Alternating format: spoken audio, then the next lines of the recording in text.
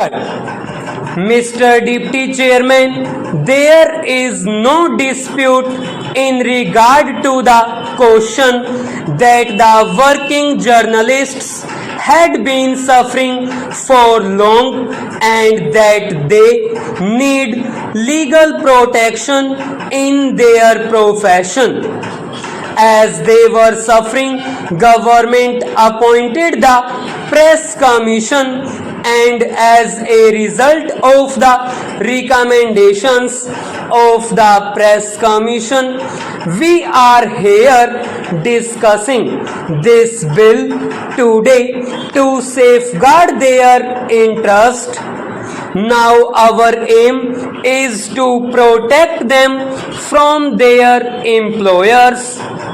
This bill gives them protection under the Industrial Disputes Act, as the operation for so many years of this act was in the hands of the Labour Department or the Labour Ministry. That department and that ministry are fully aware how it should be operated, as there have been lot of difficulties and lot of differences of opinion between one court in one state and the other court in the other state in regard to one item and one interpretation. The interpretation is required to be incorporated in this bill as to what is meant by a workman.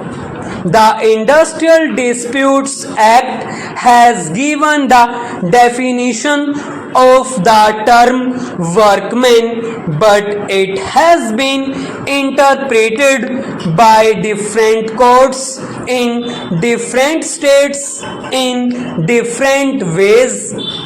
Now again we are dealing with two parties and one party is the employer.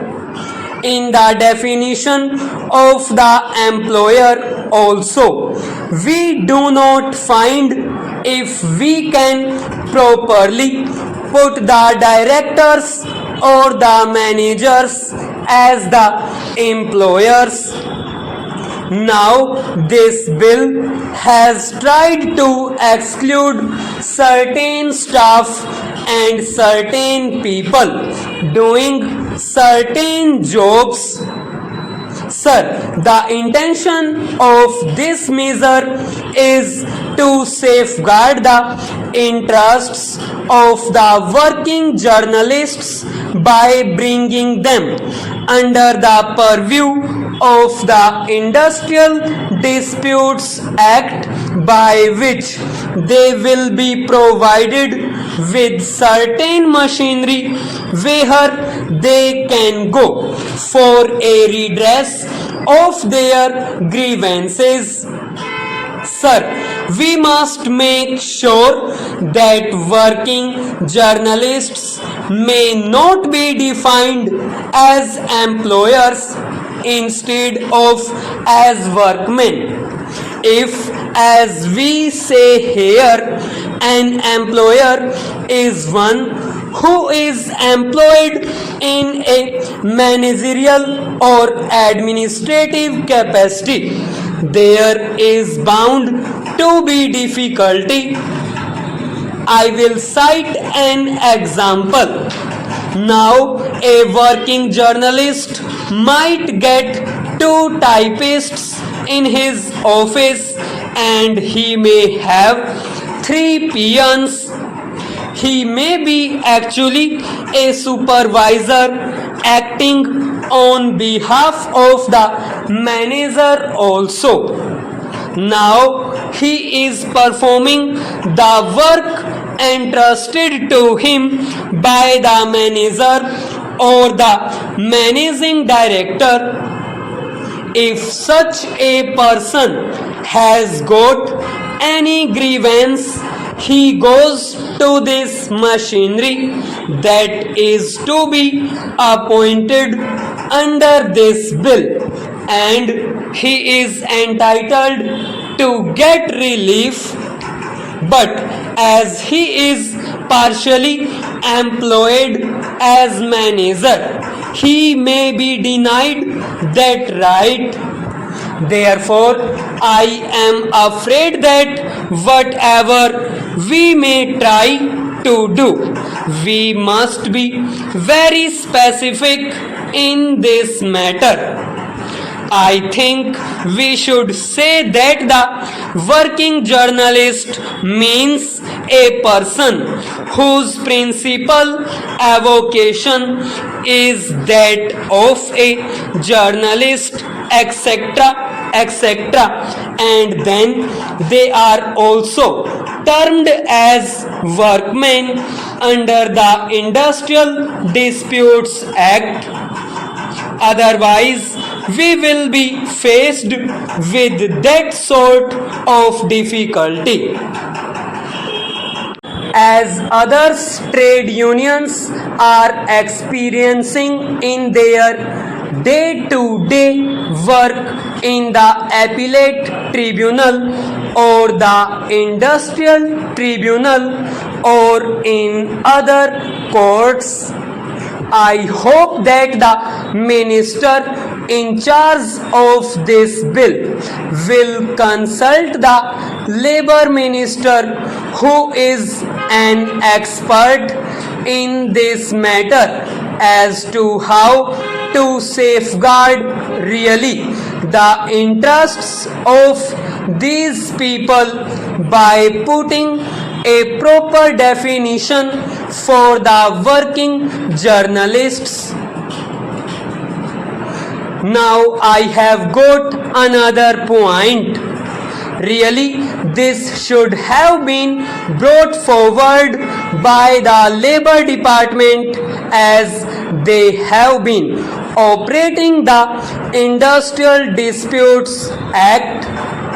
Under the Industrial Disputes Act, we have got some machinery which has got to come into being when there is a dispute. Under the existing Industrial Disputes Act, the appropriate government has got to order in writing to this machinery. As the working journalists are spread over throughout the country, I am not clear in my mind whether for the purpose of the working journalists this Industrial Disputes Act will be operated by the central government or by the state governments. Both the central and the state governments have their own machinery, from the Chief Labour Commissioner to the Reconciliation Officer. The Government of India has got a set of machinery throughout the country, and again the state governments have got their own Labour Commissioner and other officers.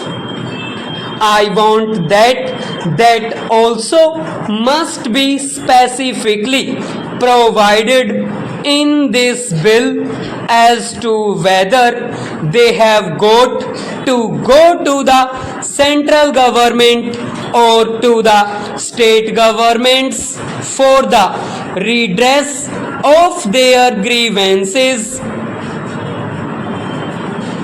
Now, the tribunals are not permitted to undertake any case as soon as it is referred by either of the parties unless it is specifically ordered by the appropriate government. Now, my own opinion is this, that for the time being, it should be operated by the Labour Ministry of the central government.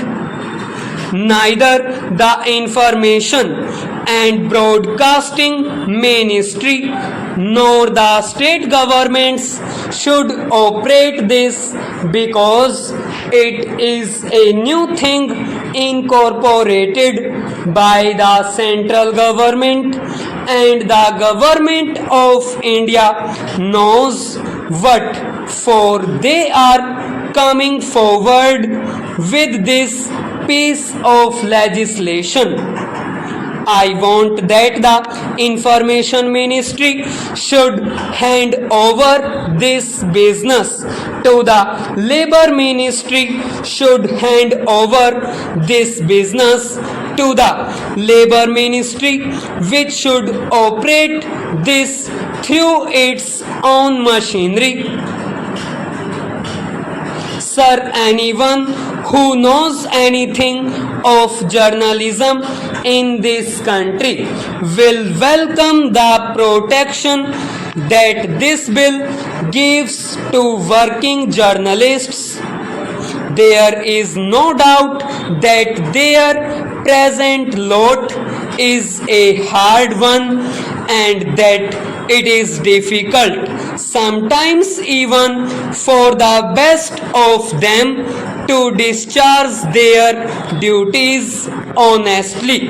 But the remarks made by my honorable friend make me anxious to understand the scope of the bill.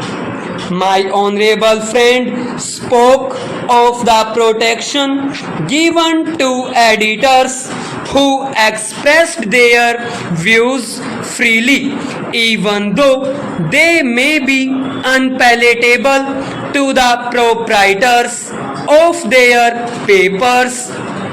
Sir, is it really the object of the bill to make the working journalists to decide the policy of the paper to which they are now attached?